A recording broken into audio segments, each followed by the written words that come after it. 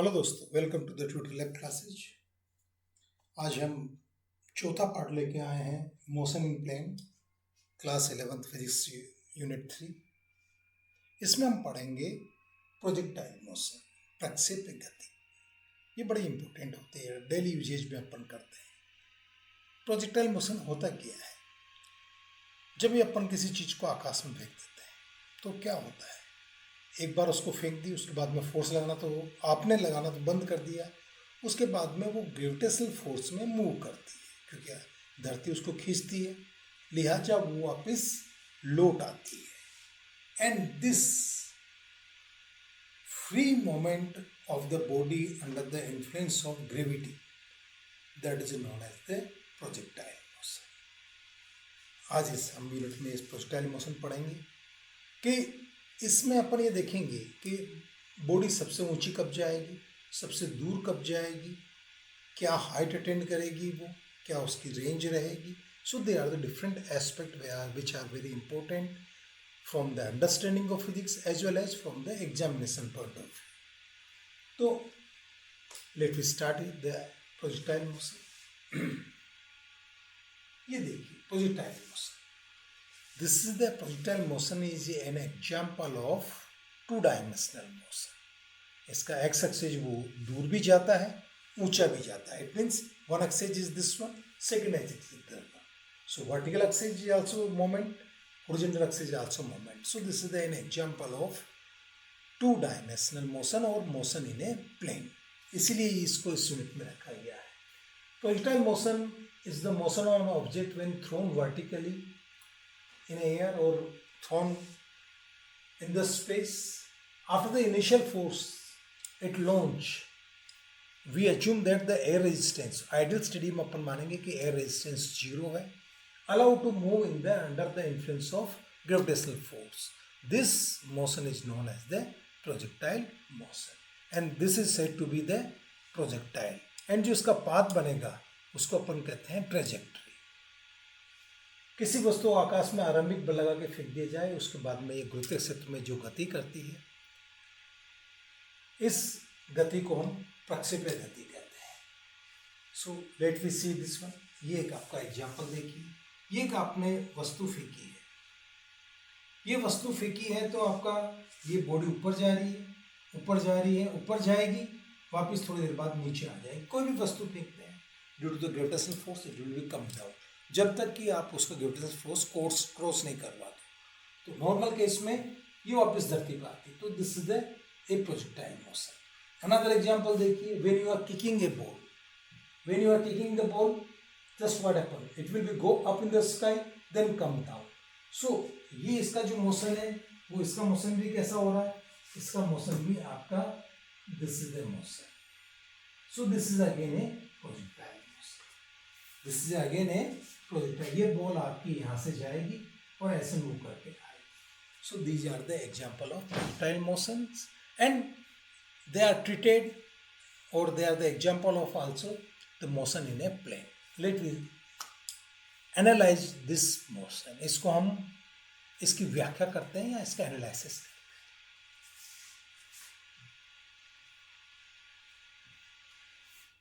Projectile motions, in the projectile motions क्या होता है, आप किसी वस्तु को ऊपर फेंक रहे हैं और वो लौट के नीचे आ रही है। आप उसको अलग अलग एंगल पे फेंकेंगे। आपने अगर उसको ऐसे फेंका तो हो सकता है वो ऐसे आ जाए, आपने उसको और फेंका ऐसे तो वो ऐसे हो सकता है कि ऐसे चल जाए। तो इस केस में देखिए, प्रोजेक्टाइल मोशन में हर एक केस में एक जो हाइट होती है, इसमें क्या है h1 हाइट है, इसमें क्या मैक्सिमम हाइट है h2 हाइट है, इसमें क्या h3 हाइट है। ये हाइट अलग अलग होती है तीनों के केस में। एक होती है दूरी, देखो पहले केस में कितनी है, ये फर्स्ट केस में, देखो फर्स्ट केस में आपका ये फर्स्ट केस था ये वाला, this is the first case. So इसने ये दूरी तय करी, ये पहला केस गया जो ए बिंदु पर पड़ा था। सेकंड आपकी गई, वो गई बी बिंदु पे। सो this is the horizontal distance travel depend upon the trajectory of the path of the projectile motion. So ये आपकी दूरी कहलाती है horizontal distance. आप इसको कैलकुलेट करेंगे. तीसरा, ये कितने टाइम तक आकाश में रहा. सपोज हो सकता है ये t1 टाइम तक रहे, ये t2 टाइम तक रहे, ये t टाइम तक. ये टाइम अलग अलग सेम नहीं. ये ट्रेजेक्ट. तो अपन किसी भी प्रोजेक्टाइल मोशन की तीन तरह से स्टडी करेंगे. वी विल फाइंड, हमको क्या क्या नहीं, अपन उसकी स्टडी करेंगे. We will find first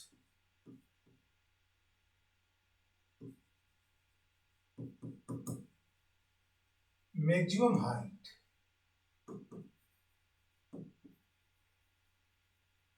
attained by object. Second, maximum horizontal distance.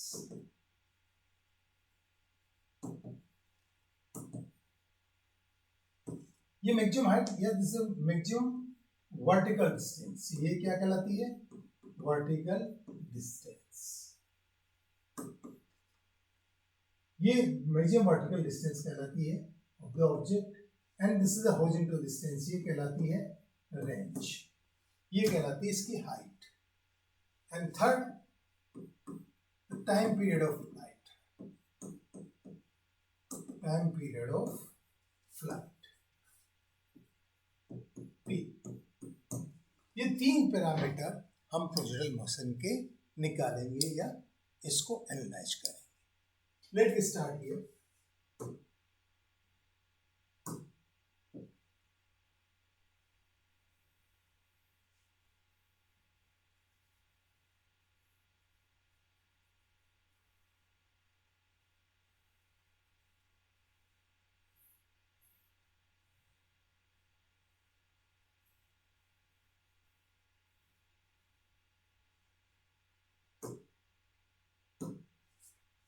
Let us start here.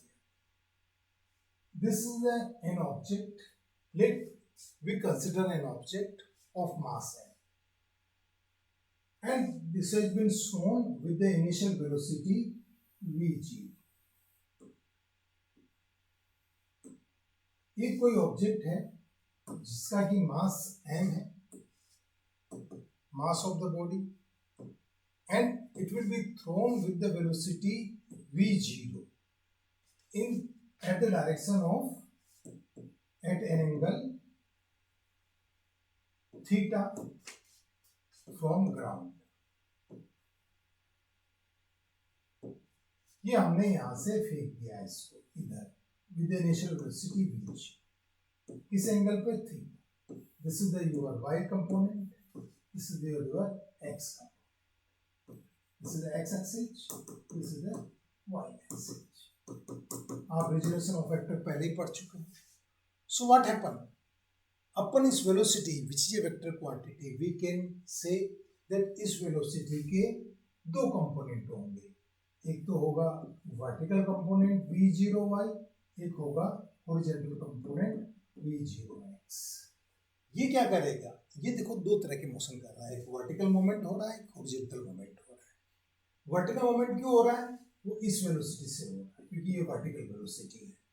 Horizontal moment क्यों हो रहा है? वो इस वेलोसिटी से हो रहा है. ये हॉरिजॉन्टल वेलोसिटी. तो ये वेलोसिटी हॉरिजॉन्टल वेलोसिटी इसको हॉरिजॉन्टल ले जाएगी और वर्टिकल वेलोसिटी इसको वर्टिकल ले जाएगी. लेकिन क्या होगा जब ये फ्री मोमेंट करता है तो इसमें एक्सेलरेशन ड्यू टू ग्रेविटी नीचे की तरफ काम करता है. It means the gravitational force काम करता है नीचे की तरफ. F equal to mg. जब ये फोर्स नीचे काम कर रहा है तो रेगुलरली क्या करेगा?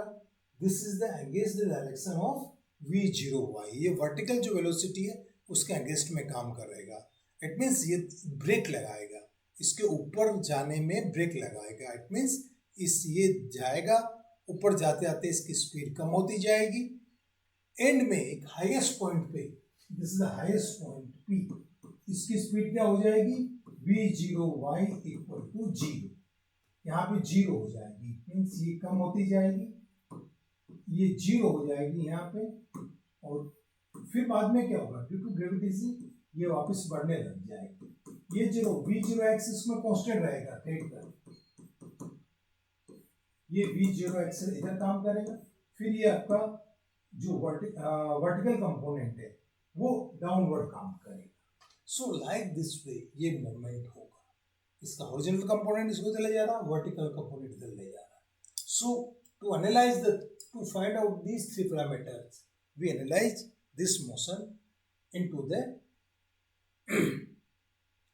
x component motion as well as y component motion. Let me check it. ये आपका एक प्रोजेक्टाइल है,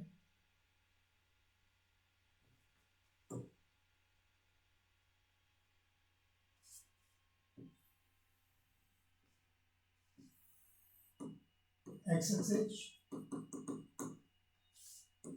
y एक्सिस एंड इसकी वेलोसिटी हो गई v0 and this is the vertical component v0y and this is the horizontal component v0x. v0y क्या होगा? v0y is nothing but the v0 sin of theta, ये vertical component, and v0x क्या होगा? v0 cos of theta.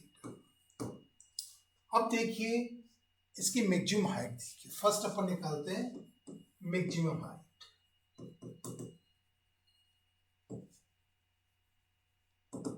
Of body attend in a projectile motion. So ये जा रहा है ऊपर and acceleration due to gravity काम कर रही है नीचे, तो इस पे एक्सेलरेशन कितना काम कर रहा है? इन द एक्सेलरेशन काम कर रहा है, एक्सेलरेशन काम कर रहा है इसका जस्ट इक्वल टू -g, क्योंकि अपोजिट डायरेक्शन में, वेलोसिटी ऊपर डायरेक्शन में है। अगर ये आप पॉजिटिव लोगे तो ये आपको नेगेटिव लेनी पड़ेगी quantity. So g is downward direction, so it is in negative sign, while this will be given the positive sign. So आपकी वेलोसिटी क्या होगी after the time t? Suppose ये t टाइम पे यहाँ पहुंच जाता है, at a time t it will attain the highest position. तो उस केस में हाईएस्ट पोजीशन में क्या होगा? At the highest point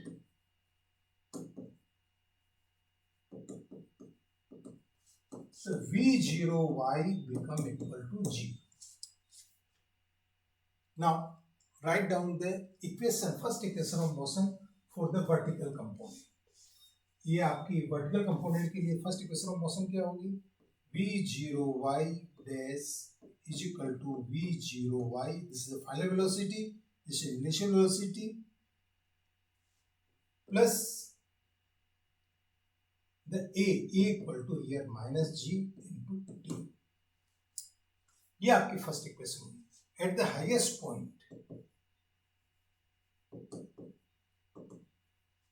v0y dash, इसको डैश मान लीजिए, will be equal to 0. So 0 equal to v0y. Why this is the v0y? This is the 1, this is the 2, and this is the 3. From the 1, 2, and 3, you can say 0 equal to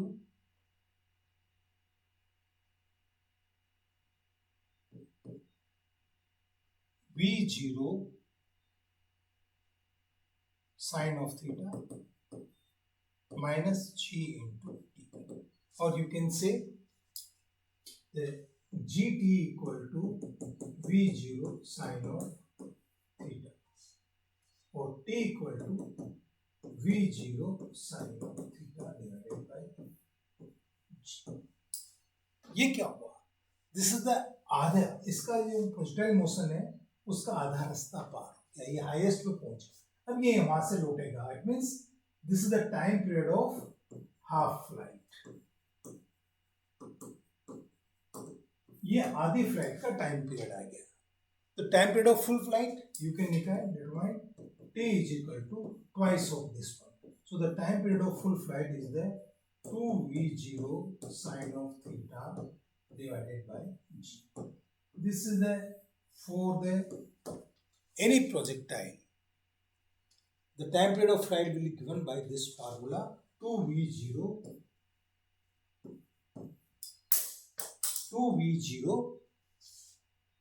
sin theta divided by So the time period of flight is given by this formula t equal to 2v0 sin theta divided by g.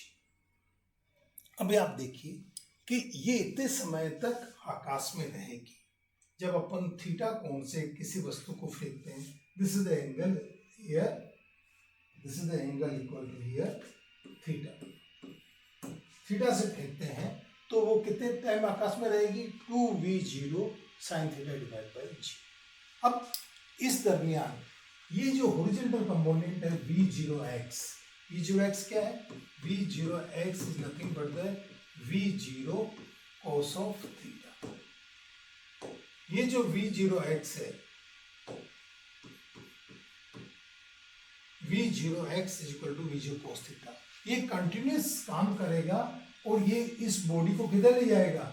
Towards the horizontal side. Suppose this is the O point and this is the point x. ये x पे आके टकराती है.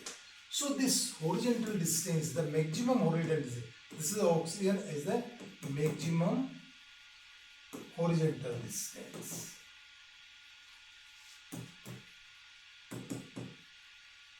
And this maximum horizontal distance is known as the horizontal range. इसको क्या कहते हैं अपन?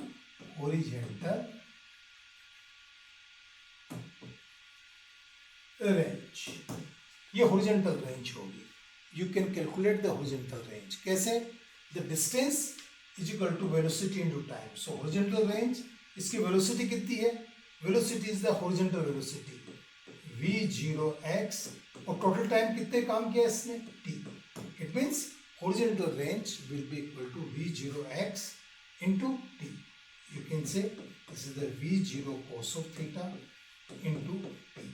Or you can write this is the v0 cos t is equal to v0 cos of theta into t into 2v0 sin of theta divided by g. Or you can write this is the equal to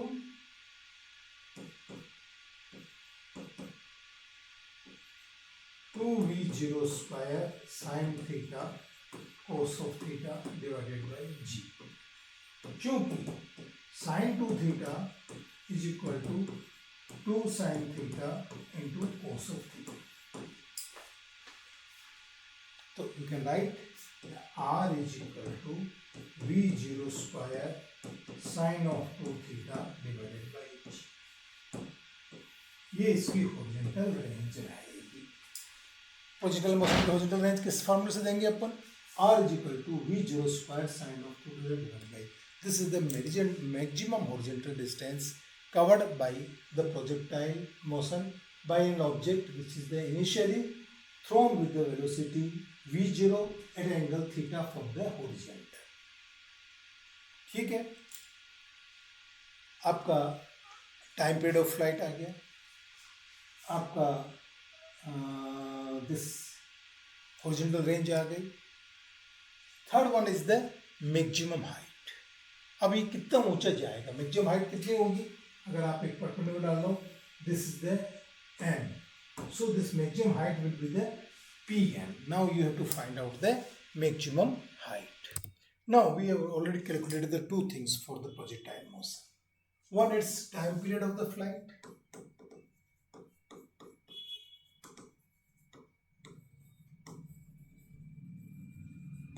Second, its horizontal range. This is known as the range. And third, which we want to calculate now, वो तीसरी चीज है maximum height. अब maximum height क्या होगी? जो इसको ऊपर ले जा रही है वेलोसिटी, वो कौन सी ले जा रही है? v0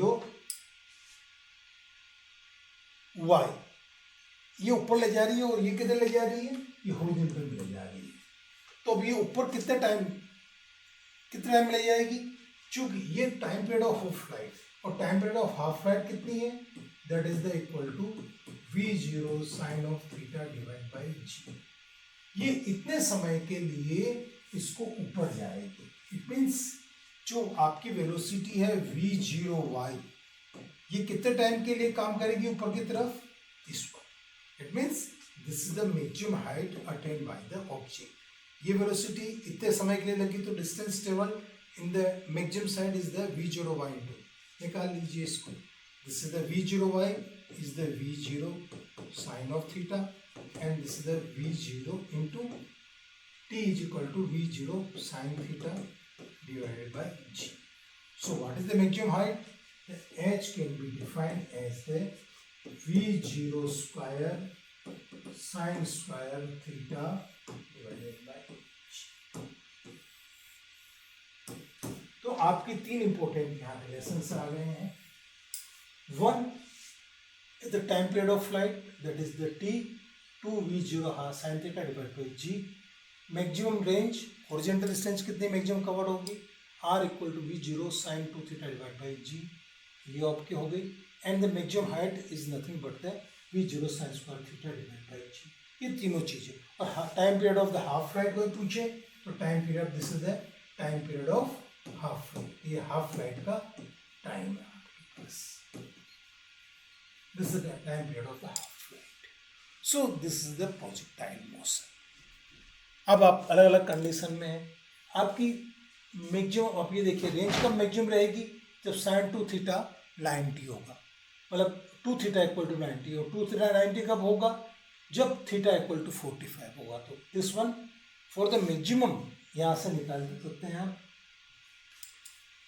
the R is equal to V0 square sine 2 theta upon G for maximum range.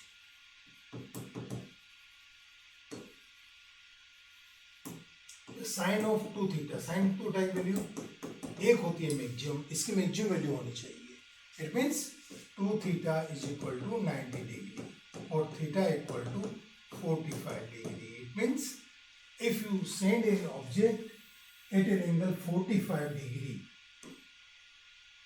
ये आप इसको ऑब्जेक्ट को सेंड करेंगे eight an angle of 45,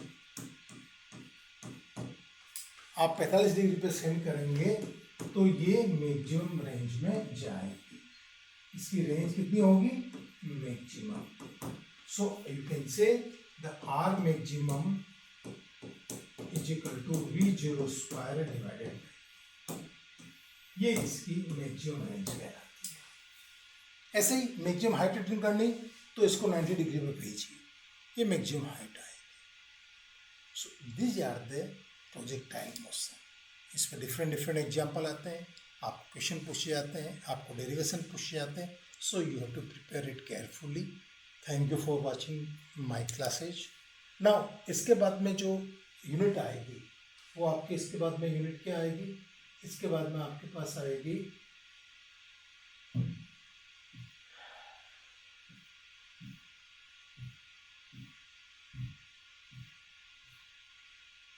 now घूर्णन गति, circular motion. This is another example of motion in a plane. That is in the last session, in the theoretical part, we will take the circular motions to explain the motion in a plane.